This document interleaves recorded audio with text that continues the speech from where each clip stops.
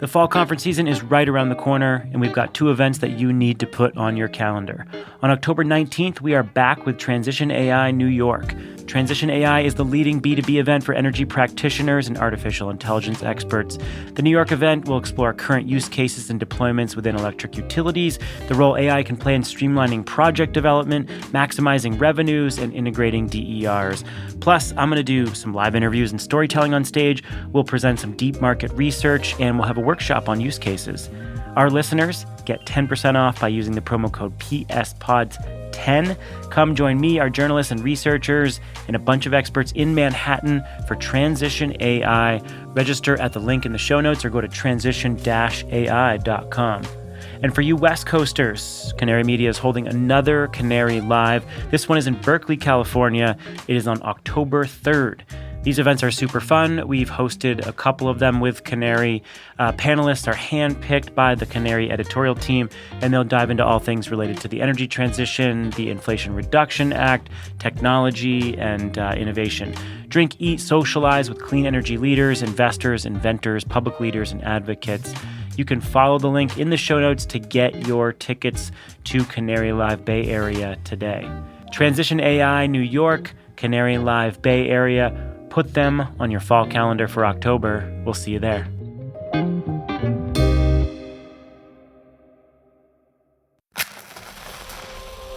From the studios of Postscript Media and Canary Media. I'm Shayle Kann, and this is Catalyst. The biggest problem at this point in the market's development is just getting people to understand what the heck you're doing and to get them comfortable that you're not somehow hijacking their car or going to leave them with their vehicle drained sitting as a doorstop in their driveway. So the size of a Tesla Powerwall home battery is 14 kilowatt hours. Meanwhile, a Tesla Model 3, the vehicle, has a battery as large as 82 kilowatt hours. Or if you want to go really big, a Chevy Silverado EV, which is coming out soon, will come with a battery pack as large as 200 kilowatt hours. So you do the math on which is going to have the biggest impact on the grid.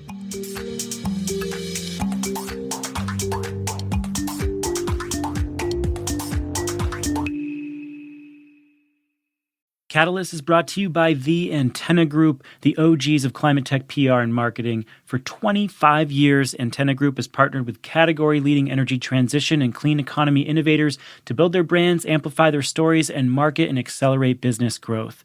As climate tech moves from the age of innovation to the age of adoption, the stakes are different now, and they're a lot bigger. And there's never been a better time for your brand to leave its mark. If you're a startup, an investor, enterprise, or innovation ecosystem that's creating positive change, Antenna Group is ready to power your impact. Visit antennagroup.com to learn more. Catalyst is brought to you by RE+. RE Plus Events is headed back to Las Vegas from September 11th through the 14th at the Venetian Convention Center and Expo. It's the biggest B2B clean energy event in North America, featuring solar, energy storage, hydrogen, fuel cells, and more. They're bringing the energy industry together to create a cleaner future for all, and you can learn from top business leaders across the industry. Catalyst listeners, here's a treat. Use promo code CATALYST20 to get 20% off an Expo Pass. Hurry and register at re-plus.com. That's re-plus.com. I'm Shayle Kann. I invest in revolutionary climate technologies at Energy Impact Partners. Welcome. So when I think about the impact of electric vehicles on the grid, there's the good and there's the bad. Starting with the bad, uncontrolled charging of electric vehicles at scale could very easily start to overload portions of the distribution grid. It's not hard to imagine, and in fact, there are real examples of neighborhoods with lots of electric vehicles, everyone charging at the same time during peak hours, and effectively doubling the peak load on that circuit. Now, multiply that by the entire country, and you can imagine the problem. So that's the bad. The good comes in two parts. First, well-managed charging, where EVs soak up excess generation and flatten the overall load curve, could actually help make electricity easier to serve and potentially even less costly once levelized.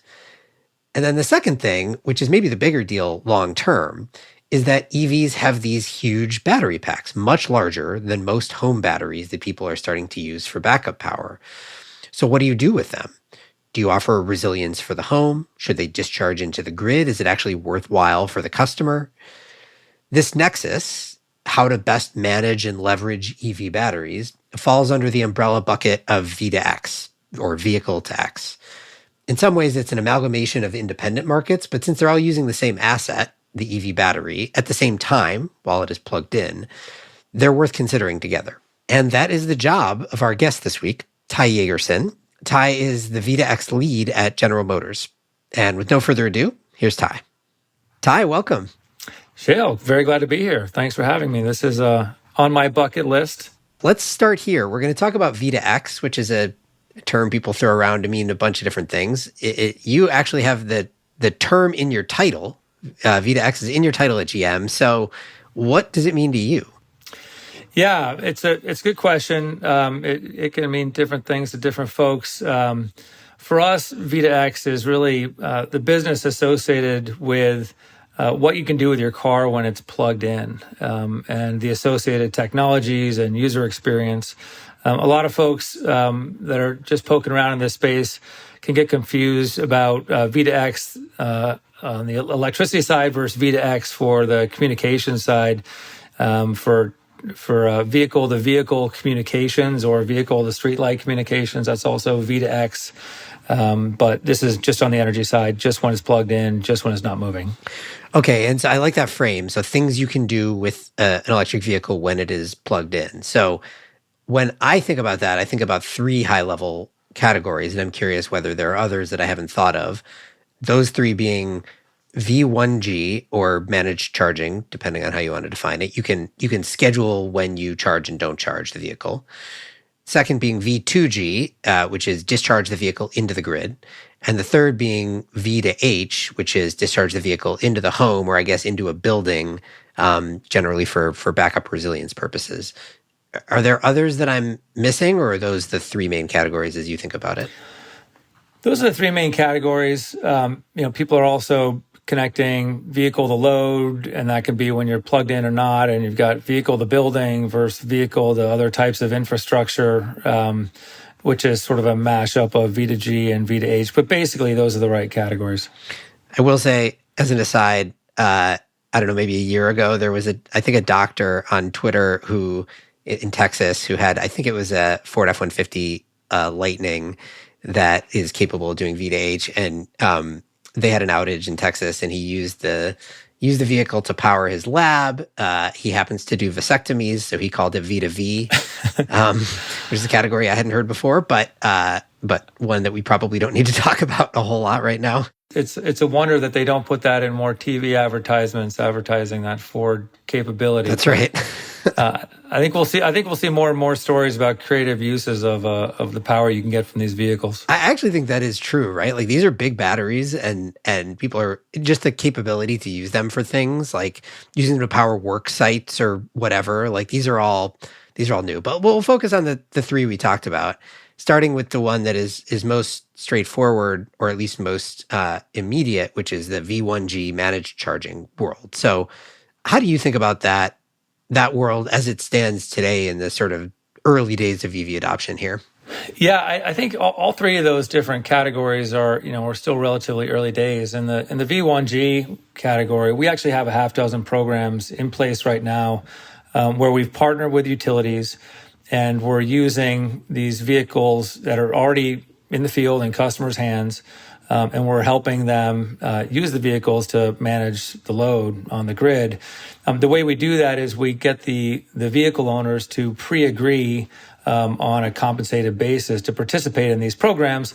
And then when the utilities have a grid event, either on the spot or planned in a day or two in advance, we'll send a note to the vehicle owners, typically through the My Brand app, so the My Chevy or the My Buick app or whatever, the stuff they use every day, saying, hey, do you mind if we delay your charging tomorrow at 2 p.m.? And that's part of the program you've agreed to participate in. If they can, great. If they can't, they can always cancel that particular event. But the critical thing here is that this is driving one of the most important parts of this technology, which is the UI and the UX that creates a reasonable expectation and a comfort for participating in these programs on the part of the customer. That's an important hurdle to get over because this is new stuff for people, and it takes them a while to get their head around how it works. Yeah, to that point, one of the things I've wondered, I think what distinguishes this category, V1G, from the other two we're going to talk about is that the other two are sort of nice to have. They're like cool things you can do with the vehicle when it's plugged in. This one is a need to have. If we don't figure out managed charging, then there's basically no way EVs scale up to the scale that we need them to. And, clearly there are lots of different ways, permutations you could invent for how to introduce this to customers, how much to make it mandatory versus optional, and then how to compensate them for it. And I'm curious in the early days what you're seeing in terms of what it takes to get high adoption from customers. How much do we have to pay them? Or, are there clever things being done in terms of how to compensate? Like what works here? Yeah, I think there's a lot of clever stuff being done in the space just because none of it's been done before, and everyone's just kind of trying to figure it out on the fly. The biggest problem at this point in the market's development is just getting people to understand what the heck you're doing and to get them comfortable that you're not somehow hijacking their car or going to leave them with their vehicle drained sitting as a doorstop in their driveway. And so there's a lot of education that goes into just getting people comfortable with it. The compensation side is interesting because on one hand, people are just tickled at the very idea of getting paid to provide the option for this charging curtailment to happen. But also, it's a particular vehicle owner that's available to participate in these programs we're running because it's all Bolt owners at this point for us. And the demographic of people buying Bolts is very different than the folks who are going to be buying the first Silverados coming out, the first EV Silverados coming out later this year. So you have educational requirements that are just not going to be relevant, 3 or 4 years from now. And we haven't really tested the economics of what's going to be compelling for folks going forward. But I also think that eventually the adoption rates for this stuff are going to be high just because I think it's going to be very widely accepted and everyone's going to know that they're going to get a little bit of trickle cash coming through these functions and people will just be doing it generally. I think there's some question marks around, how is that going to work with the CapEx associated with V2G versus V1G, and we can talk about that. But I wholly agree with you that this is not an optional if we're going to get to the penetration levels of renewables we're looking for and the penetration levels of EVs we're looking for, because the system's going to crack if we're not thoughtful and aggressive about these dynamics. Yeah, the way I think about it is that ultimately there's going to be some combination of carrot and stick here. There's a little bit of both of them now, but for most customers, it's mostly carrot at this point. Let us compensate you a little bit for your managed charging. Ultimately, if that doesn't work well enough, it becomes mostly stick, and that's going to come in the form of time of use charges that are going to become really punitive if you're charging your vehicle at the wrong time. I think that's right. My guess is that what we're going to see before too long is utility programs or state subsidy programs where your charging capacity or your utility rates are going to be charged relative to your participation in these types of programs. If you think about what's going to happen, like I remember when I was at Google and we were doing some early test demos of grid monitoring and EVs. We went to City of Palo Alto Utility, and they were like, you can't put another charger on this street. There's already 2 chargers on this street. We're like, what do you mean? Like, well, it costs us, $50,000 to put a new pole transformer upgrade at the end of the street. So like no more EV chargers. And I remember that time thinking like, this system is just not set up for this type of adoption, but it is set up for this type of adoption if the hardware and the software and the vehicles and the user experience are tightly aligned. And that's really what the industry is really gearing up for, is how do you do this wisely so that it's an enhancement to the grid as opposed to a destabilizing function for the grid. Right. So I think clearly one way or another, a combination of carrot and stick, like V1G is inevitable. it's going to happen. It's going to come in lots of different forms. There are many permutations of it, right? Like timing of it and length and what are you actually asking customers to do and how do you get them to sign up and all those things. But this one seems inevitable. The other two, I guess, are a little less proven at this point. So I think for that reason, in part, more interesting to talk about. You alluded to the trade-offs with V2G, but let's just talk about like what have been the hesitations historically about V2G. There's been a lot of skepticism about it, I think, that seems to be morphing a little bit in real time.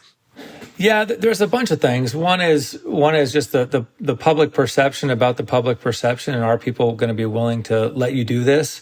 I kind of put that in the same category as range anxiety. I think technology is solving that problem as kind of a Y2K thing. Like just time will deal with that, and people will be less worried about it. But I think also that people are willing to try things when they see that it's in their financial benefit to do so, and they're really going to be jumping on top of this because it's going to make sense for them. What about the other area of skepticism historically has been, if you're going to discharge your vehicle battery into the grid, are you going to degrade the battery? So are you going to have a shorter lifetime on the battery, and or are you going to void the warranty on the battery? And those have been fairly significant areas of hesitation, I think. Yeah, they're big areas of hesitation, and we've looked a lot at that. And I think the consensus is that, first of all, the batteries are all getting better. And also people's understanding of how these V2G programs are going to work is also getting much more sophisticated. So a lot of that early analysis was based on batteries with less resilient life cycles. But more importantly, they were based on largely on calculations that a V2G program participation meant you were going to be slamming this thing 100% up and down and fully discharging and charging twice a day. This is not how it's going to work. I mean, this is the value of these batteries is going to be more in the power than in the energy. And it's going to be more in the capacity than in the kWh, right? So you're going to have the value is that these things are going to be available and, maybe sometimes used for a little bit of peak shaving, but not for gunning the whole thing up and down in most cases. Now, in some cases, that might be what's going on if you're in a really stressed part of the grid. But we'll be able to track that and we'll know way ahead of time whether or not the charging activity is remotely at risk for impinging on the warranty requirements. And if you're making that much money, which you will be, if the grid is really that needy for all that power, then there will be a financial option for people to opt out of the warranty or buy an upgrade or whatever it is. But the financial circumstances will reward that, and we just got to figure that out. There's an interesting point in there that you should think of batteries from the grid's perspective, EV batteries from the grid's perspective, as being more of a capacity resource than an energy resource, which means basically, they may not be discharging all the time, except for in those cases, like you said, that they're in a particularly stressed part of the grid, but the grid can count on them being there when they need it, or when the grid needs it, rather, which is an interesting point when you think about an electric vehicle battery, right? I mean, batteries alone have struggled to get capacity value in electricity markets, even stationary batteries, because it's been a process to get grid operators sort of comfortable with the notion that they can be counted on and available as a capacity resource. A mobile battery presumably is even more difficult to count on in that regard. Do I know for sure that this person's going to be home with sufficient capacity in their battery to charge? I assume the way that you get around that is in aggregate, right? And you just assume that across a large enough aggregation of vehicles, some of them will be there. But how much do we still have to prove in terms of being able to quantify the capacity value of these batteries? Yeah, if you look at statistically how reliable any given vehicle is going to be, any given vehicle you can't count on it at all. But we're going to be putting millions of vehicles out in the field, and so are other companies. And it doesn't take too long before, that's gigawatts of power.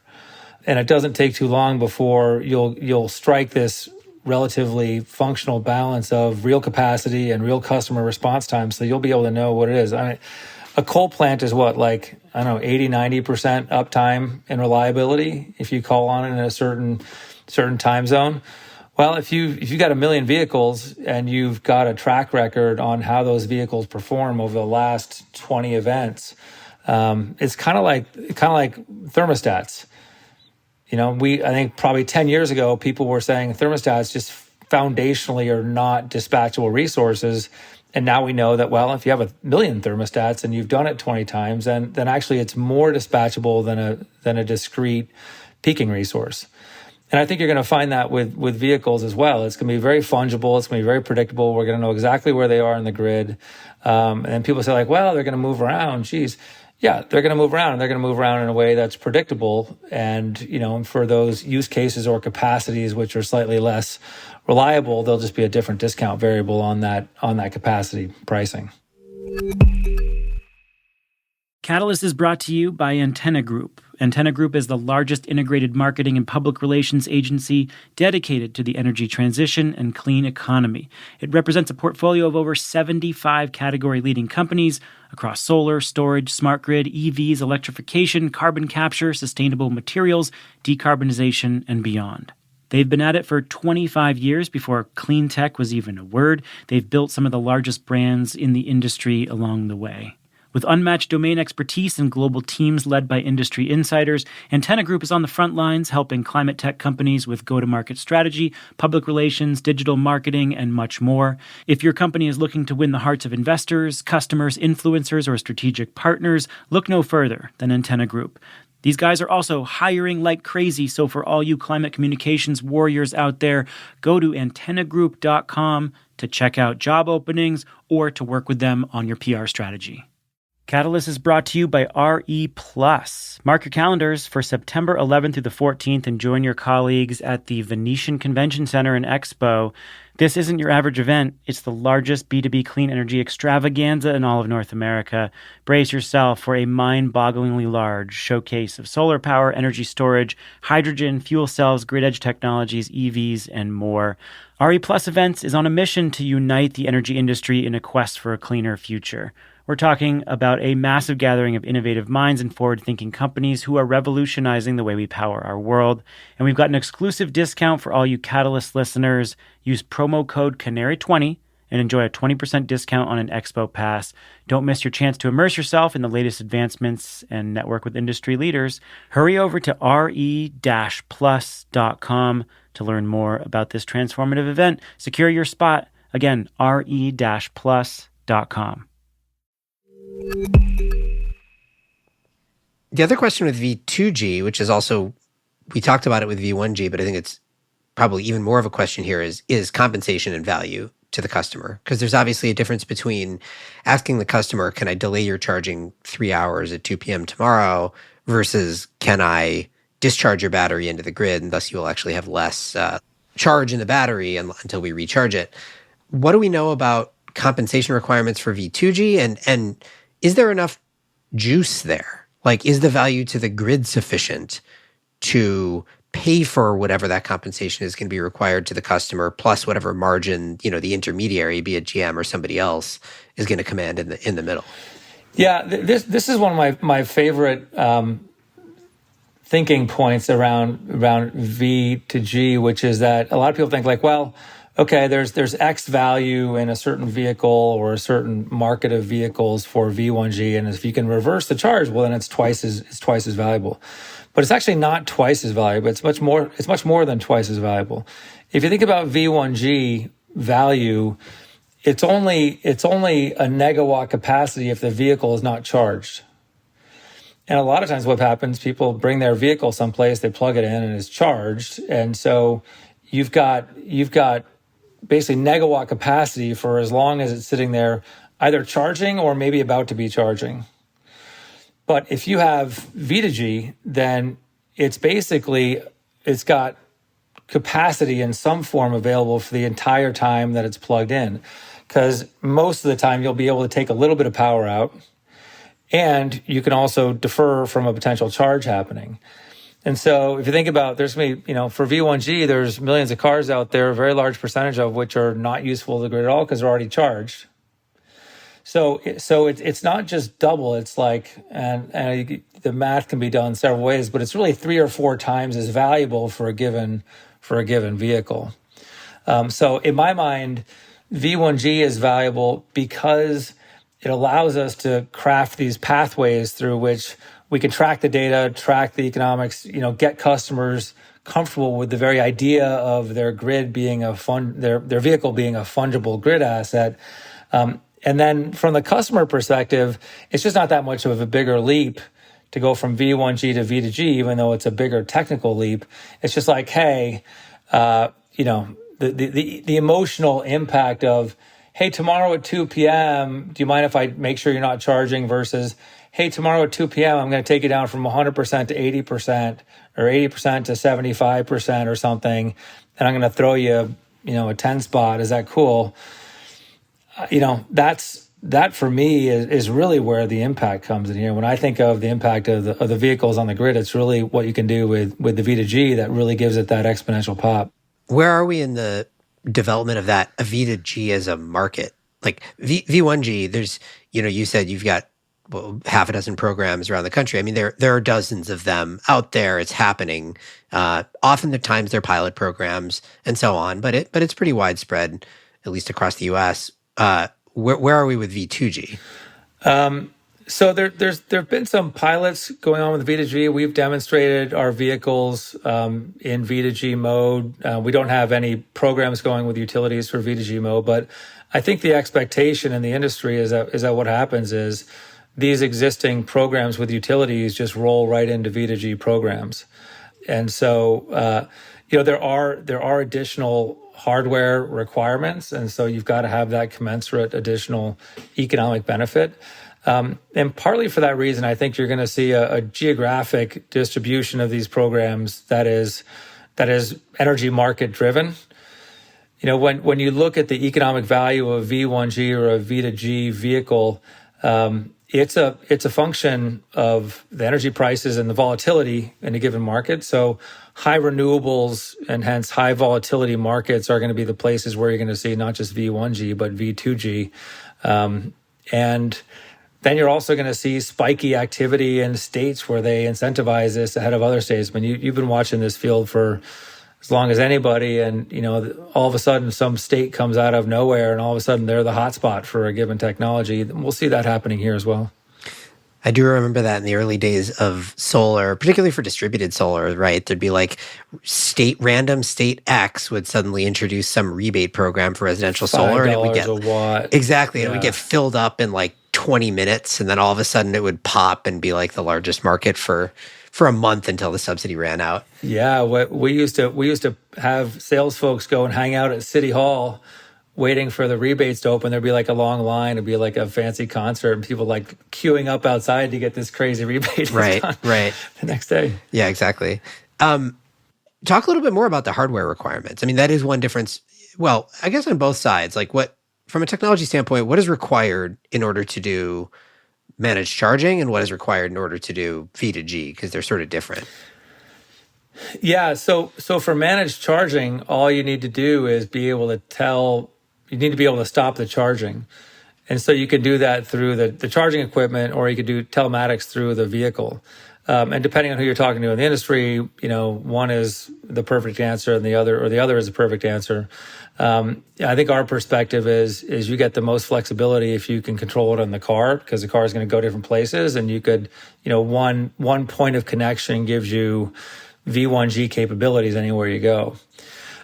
So technically V1G is pretty simple on that front. With V2G, you have you've got power flowing backwards into a source that might otherwise normally just be flowing energy out. So you need to have that shut off capability, and you need to have a system which is engineered to be able to allow bidirectional power flow, at least at that point of interconnection. So there is additional complexity there. One of the things that we're seeing is that the places where there's the strongest interest for V2G, you're already going through a process where maybe you're adding some additional storage at the building, and oftentimes being paired with solar, which really gives you these really powerful positive feedback loops between the solar, the on-site storage, and the vehicle storage, which really provides some nice benefits in terms of resilience and cost effectiveness, and that helps defray the cost of the V2G if you were doing a V2G only solution for just the vehicle. That's a good segue actually into the third category, which is V2H or vehicle to building or something like that, because as you said, lots of folks are installing stationary batteries to provide resilience or backup or something like that. Lots of the same folks are buying electric vehicles, which have much, much larger batteries that are sitting there generally unutilized and could provide much more backup power potentially. And so the promise of V2H, or whatever we want to call it, is why do you need the stationary battery? You've got a much bigger battery in your vehicle. If you're willing to give up on some range, which we should probably talk about, then in the event of an outage, use your vehicle to power the home. How high a priority is that for you guys? So it's a really high priority for us to be able to deliver a full home solution for our vehicle customers. And that is what we're going to be rolling out with the Silverado, is you'll be able to pick up not just the storage, but all the additional charging infrastructure, but also solar through our SunPower partnership. And so you'll be able to get a full home ecosystem with the vehicle. And I think that's really important for folks. I think the number of times people use V2H is going to be low. The amount of emotional equity that they put in the comfort of having a home that's resilient, and for some people it matters also if it's renewably powered, but it's amazing how much zeitgeist there is around vehicles powering your home, and that sort of providing this dramatic enhancement to resilience for the homeowner. And it's real. Like the number of outages we have around the country, and you guys have done a lot of segments on this around, the aging grid, now with, a lot more volatile resources on it, more climate change. There's just going to be more outages. And I think, everyone going out and getting a generator is not the solution. This is going to be a very compelling solution, and it sort of matches the needs of the time. So I think it's going to be very powerful, and that's why we're putting a lot of time and energy into coming up with a really cool package that offers that. In your mind, ultimately, does it displace stationary batteries used for resilience? Like, is there any reason why you'd still want or need a power wall or whatever it might be if you've got 5 times the capacity in your vehicle that you can use? Yeah, people still want to be able to drive their car in the, when the zombie apocalypse hits, or a hurricane or something else. You still got to go out and buy bread, or, do what you got to do. And it's not ideal that your refrigerator turns off when someone, drives down to get new sandbags or whatever for the home. But I think also the other benefit of the battery is that when the vehicle isn't there, your battery is earning its salary by being this load management asset and doing other grid balancing stuff. And if you've got solar, then you're aware of all the different legal challenges coming up to some of the solar pricing structures around the country. Those actually enhance the economic value of batteries. So the battery installation is really an important sort of workhorse for the home energy management ecosystem. And as more and more municipalities move towards electrification mandates, that just becomes even more critical. So I think economics are generally moving very powerfully in favor of home batteries with or without V2G. And again, the combination of those two is particularly compelling. Stepping back, I guess, so presuming we like all 3 of these categories ultimately, and we think that people who have EVs in the long term will probably need to do some managed charging, they'll maybe want to do some vehicle to grid, and they will certainly like to be able to back up their home with their vehicle if they can. My presumption is these are not ultimately 3 separate markets. This is one holistic managed charging thing. So I have my vehicle and I'm interacting with somebody, and somebody is sort of in the background trying to figure out at any given time what I should be doing with that battery if it's plugged in. How do you think about the ecosystem around that ultimately? What is the role that like OEMs like GM should play? Who else needs to be in that ecosystem? Like where do we land from a market structure perspective? Yeah, that's a great question. This is still a very early market. There's a lot of folks out there that have developed a big name for it, but the space is just going to grow and grow, and there's a lot of folks that want a piece of it. You've got competitors ranging from, the solar companies want to get more of a piece. The Generacs of the world, they're like, wait, we're the storage people, and so everything should be coming through us. You got, Google and Amazon who are out there trying to say like, wait a minute, we're the home communications interface people, so all those devices really need to be coming through Siri or Alexa or whatever else.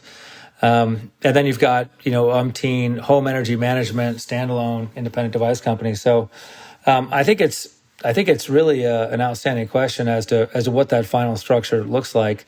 But I think the reason that there's so much push for this is I don't think that every home is going to have 5 or 6 home energy management apps. You're just not going to do it. You're not going to sell, availability on your refrigerator's capacity to one utility and then have, your CCA take the capacity on your vehicle, and all those things have to talk to each other and be managed basically as a homogeneous load. So that suggests that there's going to be a lot of participants and not that many interfaces between the customer and the energy market, whether that's a utility or some other aggregated market transaction. There's a funny analogy we use on my team, which is you ever see Hunger Games? Sure. In Hunger Games and the hero and everyone comes up and they're up on those pillars and everyone's sort of looking around at each other and everyone's trying to figure out like what's going to happen out in the field.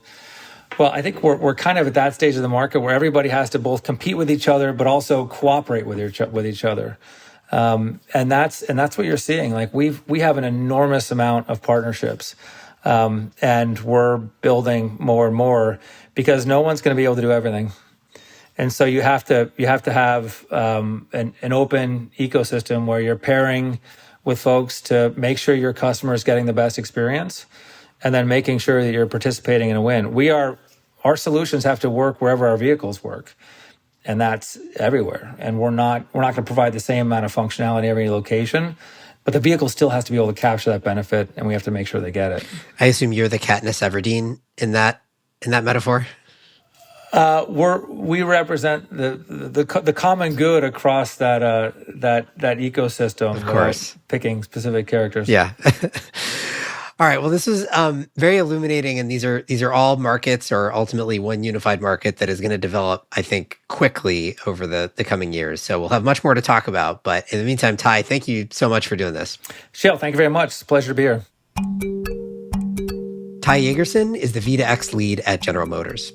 This show is a co-production of Postscript Media and Canary Media. You can head over to canarymedia.com for links to topics on today's show. Postscript is supported by Prelude Ventures, a venture capital firm that partners with entrepreneurs to address climate change across a range of sectors, including advanced energy, food and ag, transportation and logistics, advanced materials and manufacturing, and advanced computing. This episode was produced by Daniel Waldorf. Mixing by Roy Campanella and Sean Marquand. Theme song by Sean Marquand. I'm Shayle Kann, and this is Catalyst.